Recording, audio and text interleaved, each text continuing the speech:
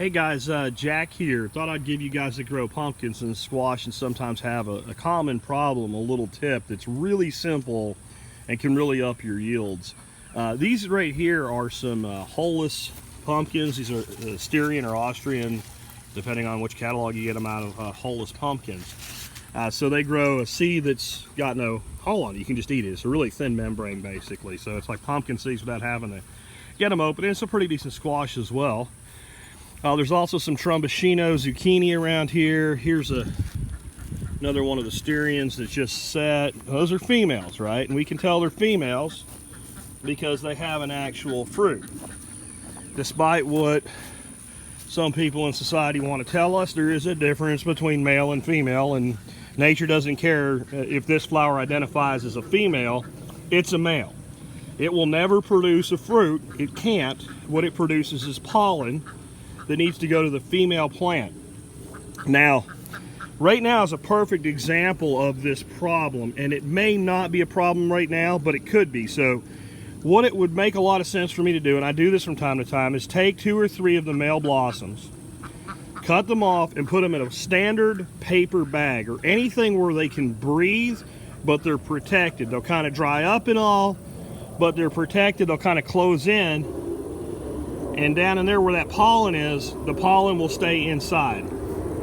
And then later, when this female, for instance, opens up, of course the jets, I swear to God, these guys know when I'm videoing, and they have it planned to fly over me. Give it a second. F-35s, they were cool for a day. All right. So you see that female flower is not going to open for at least 2 days, I would say. What'll often happen is you end up with this. You got male blossoms everywhere, and either you don't have any females yet or your females are closed. Next thing you know, your female blossoms open, all your males have done their thing and fallen off, and you're out of time, you're out of sequence. So by taking some of these and keeping them like a mesh bag, a paper bag, not a plastic bag. If you put them in a plastic bag, the moisture can't escape and they're gonna mold. Put them in there and then just simply, I can't really do this with one hand, just pull all of the blossom part off so you have that stamen down in there, and then just take that and just touch the inside. If that was a female, just touch the inside of the male plant to the inside of the female plant. You're basically making the plants have plant sex. You're taking the place of the bee. And the only reason you're really doing that, there's 2 reasons you would do this. Number one, so for instance, I've got Austrian pumpkin, porcelain doll, and right over here I got Tromboncino zucchini. You can see a big one on the Tromboncino there, right? Now, all of these can and will cross-pollinate. That doesn't matter this year. What would matter is if I let them cross-pollinate and I save the seed for next year, I'm gonna have some sort of a hybrid between the two. It might be good, it might not be good, who knows, until we grow it. So one reason we would do this, we could watch that female flower, and when it's just about to open, we could pull it open, do the pollination, and tape it shut with a little piece of paper tape.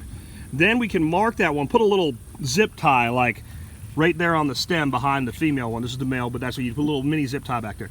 That means you know that one's been manually pollinated. You save the seed from that particular squash mark in some way when you harvest it, and you know that seed's gonna be viable to that specific variety. And the other reason is what we started off about, the plants being out of time with your male blossoms and female blossoms not coming on together. This happens a lot, especially in the South. It gets really, really hot. All your males come first, then they fall off, then you get 2 or 3 females.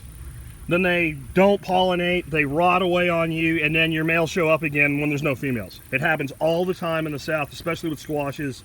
This is one way to solve the problem. It happens with cucumber too. It's a little bit more monotonous with cucumber with the quantity and the size, but it works really, really good for squash, both for solving the timing issue and for collecting seed. So hopefully that'll help you guys with your gardening, and I am looking forward to eating those. I love those squash, and next year I'm gonna try a new one I learned about from Rob Greenfield called Seminole Pumpkin. Anyway, we'll catch up with you later.